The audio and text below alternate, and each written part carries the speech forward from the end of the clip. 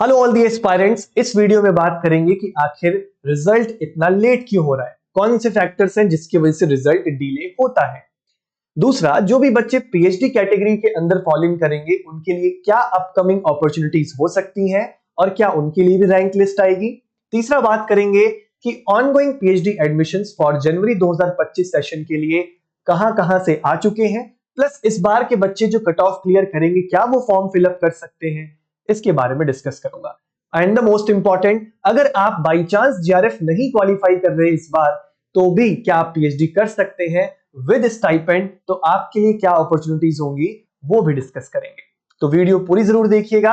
आइए शुरू करते हैं सबसे पहले कि आखिर रिजल्ट डिले क्यों हो रहा है। देखिए, नेट एग्जाम को कंडक्ट करने के लिए 3 इंस्टीट्यूट्स रिस्पॉन्सिबल होते हैं, एनटीए, यूजीसी और सीएसआईआर। एनटीए हमारे एग्जाम को कंडक्ट कराता है, जबकि सीएसआईआर और यूजीसी हमें जीआरएफ अवार्ड करते हैं। क्वेश्चन पेपर फ्रेम करना हुआ या कट ऑफ लिस्ट को डिसाइड करना हुआ, ये सब कुछ सीएसआईआर और यूजीसी के हाथ में होता है। अभी करंट सिनारियो में एनटीए ने एग्जाम कंडक्ट करा दिया है, हर स्टूडेंट्स के मार्क्स को उन्होंने सीएसआईआर यूजीसी को सौंप दिया है। अब CSIR UGC based on the number of seats for JRF and LS and for this time for the PhD also, वो कट ऑफ लिस्ट जारी करेंगे, फिर फाइनल रिजल्ट हमारे सामने आएगा। तो ये करने में उनको थोड़ा समय लगता है, इस वजह से डिले होने की संभावनाएं हैं। दूसरा फैक्टर जिसकी वजह से डिले हो रहा है, क्योंकि इस बार एक नया फैक्टर पीएचडी का भी इंट्रोड्यूस किया गया है, तो सीएसआईआर और यूजीसी को एक थर्ड कट ऑफ लिस्ट भी बनानी पड़ेगी। और मुझे ऐसा लगता है कि जैसे हर बार जीआरएफ और एलएस के लिए भी रैंक्स आया करती थी, पीएचडी वाले सेक्शन के लिए भी रैंक्स आ सकती हैं। नाउ, ऐसे कैंडिडेट्स जो इस बार पीएचडी क्वालिफाई कर रहे हैं, उनके लिए अपकमिंग अपॉर्चुनिटीज क्या हो सकती हैं? तो बहुत सारी सेंट्रल यूनिवर्सिटीज के एडमिशंस जल्द ही ओपन हो जाएंगे, प्लस करेंटली बहुत सारे सेंट्रल यूनिवर्सिटीज में पीएचडी एडमिशंस चल भी रहे हैं, उसके बारे में मैं आगे वीडियो में बताऊंगा। तो आप लोगों को थोड़ा अवेयर रहना है जो भी इन तीसरी कैटेगरी के अंदर आएंगे। प्लस आपने क्या फॉर्म फिलअप करते वक्त पीएचडी कैटेगरी चूज किया था, अगर किया था या नहीं किया था, कमेंट सेक्शन में जरूर बताइएगा। तो ये दूसरा फैक्टर है जिसकी वजह से एग्जाम में डिले हो रहा है। अच्छा, इसके बाद क्या चीजें आनी बाकी है? हमें स्कोर कार्ड मिल चुका है, तो इसके बाद जो आती है वो है कट ऑफ लिस्ट, और उसके बाद आएगी फाइनल लिस्ट जिसमें रोल नंबर वर्सेस रैंक का लिस्ट होती है। और इस बार मुझे उम्मीद है कि इसमें 3 सेक्शंस होंगे, for JRF and LS and then for PhD also. अब क्या एक्सपेक्टेड डेट हो सकती है सर? चलिए माना कि डिले हो रही है, तो अगर प्रीवियस डाटा देखा जाए तो दिसंबर 2023 के अंदर उन्होंने 15 दिन लिया था स्कोर कार्ड के बाद कट ऑफ लिस्ट को रिलीज करने के लिए। उसके बाद 6 डेज लिया था जून 2023 में, और इस बार तो 15 दिन दीजिए भाई, क्योंकि इस बार एक नया फैक्टर पीएचडी का भी इंक्लूड किया है, तो नंबर ऑफ स्टूडेंट्स उनके पास डील करने के लिए थोड़ा ज्यादा कैटेगरी बन गई है, प्लस उनको एक और कट ऑफ लिस्ट लानी है, तो इसमें समय लग सकता है। नाउ, मान लीजिए कि आप इस बार कट ऑफ क्लियर कर रहे हैं, तो समय वेस्ट करने की बिल्कुल भी जरूरत नहीं है। अब आप लोग, क्योंकि स्कोर कार्ड तो आ गया है, 110 अगर आप पार कर रहे हैं तो आप कंफर्टेबल जोन में हैं। तो अब आप क्या करें? आप पता करें कि कौन कौन से पीएचडी एडमिशंस चालू हो गए हैं। फिर उसके बाद बात करूंगा कि जीआरएफ अगर नहीं हो रहा तब क्या कर सकते हैं। तो सबसे पहले आइजर भोपाल की पीएचडी एडमिशंस की नोटिफिकेशन आ चुकी है फॉर दी जनवरी 2025 सेशन। अब इसका लास्ट डेट देखिएगा, 14 October is the last date. इसका मतलब इस बार के कैंडिडेट्स भी फॉर्म फिलअप कर सकते हैं। अगर आप चाहते हो कि मैं इसके ऊपर डिटेल्ड वीडियो बनाऊं तो नीचे कमेंट में बताना, जरूर बनाएंगे।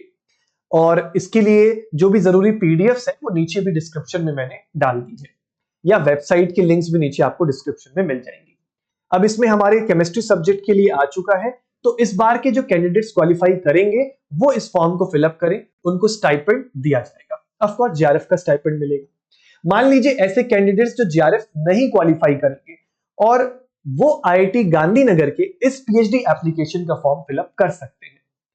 एक छोटी सी कंडीशन है कि आपको स्टाइपेंड दी जाएगी या नहीं दी जाएगी, आइए उस पर डिस्कस करते हैं। तो इसके लिए जो एलिजिबिलिटी रखी गई है वो है कि आपके पास मास्टर्स होना चाहिए केमिस्ट्री में। अगर स्पेशलाइजेशन है तो भी ठीक है, नहीं है तो भी ठीक है। अब इसके लिए जो लास्ट डेट है वो 17 अक्टूबर है। फिर ये हमें बताएंगे कि किन कैंडिडेट्स को उन्होंने शॉर्टलिस्ट किया है, फिर इंटरव्यू लेंगे या रिटन एग्जाम लेंगे 1 नवंबर से 20 नवंबर के बीच में। विदाउट जेआरएफ कैंडिडेट्स भी फॉर्म फिलअप कर सकते हैं, लेकिन स्टाइपेंड किसको दिया जाएगा ये बहुत इंपॉर्टेंट है। मान लीजिए कि आपका जेआरएफ नहीं है, लेकिन आपने अपनी मास्टर्स आईआईटी से करी है और आपके 8 सीजीपीए से ऊपर है, तो आपको विदाउट नेट जेआरएफ भी स्टाइपेंड दिया जाएगा। अगर आपका गेट क्वालिफिकेशन है या आपका नेट क्वालिफिकेशन है और आपने अदर देन आईआईटी इंस्टीट्यूट से मास्टर्स करी है, तब आपको स्कॉलरशिप जेआरएफ के थ्रू मिलेगी। तो ये 2 ऑप्शंस हमारे लिए हो सकते हैं। अदर ऑप्शंस में अगर आप फॉल इन करते हैं तो वो भी आप देख सकते हैं। अब ऐसे कैंडिडेट्स अगर हम आईआईटी से भी नहीं है और हमने जेआरएफ भी नहीं क्वालिफाई किया, हमारे लिए भी कुछ है। यस, अभी रिसेंटली त्रिपुरा यूनिवर्सिटी ने, जो कि एक सेंट्रल यूनिवर्सिटी है, अपने यहां पीएचडी एडमिशंस की नोटिफिकेशन निकाली है। लास्ट डेट 29 सितंबर है। अब जो भी कैंडिडेट्स जिनके पास जेआरएफ है या जो क्वालिफाई कर रहे हैं, पर इस बार इसमें तो आप शायद अप्लाई नहीं कर पाएंगे, जिनके पास है वो अप्लाई कर सकते हैं।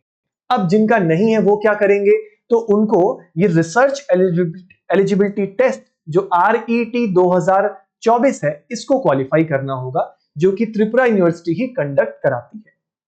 समझ में आया? और इसकी जो लास्ट डेट है वो तो देख ही लिया हमने, 29 सितंबर है। नंबर ऑफ सीट्स जो केमिस्ट्री में है वो लगभग 10 के आसपास है, तो काफी हेल्दी सीट्स भी है। तो इस तरीके की वीडियोस अगर आपको और चाहिए और इनके ऊपर भी डिटेल्ड इंफॉर्मेशन चाहिए तो कमेंट में बताइएगा, मैं एक सेपरेट वीडियो जरूर लाऊंगा। इनसे रिलेटेड जो पीडीएफ्स हैं वो नीचे डिस्क्रिप्शन में मिल जाएंगे, आप उनको भी एक बार गो थ्रू कर सकते हैं। उम्मीद करते हैं ये इंफॉर्मेशन आपके लिए यूजफुल हुई होगी।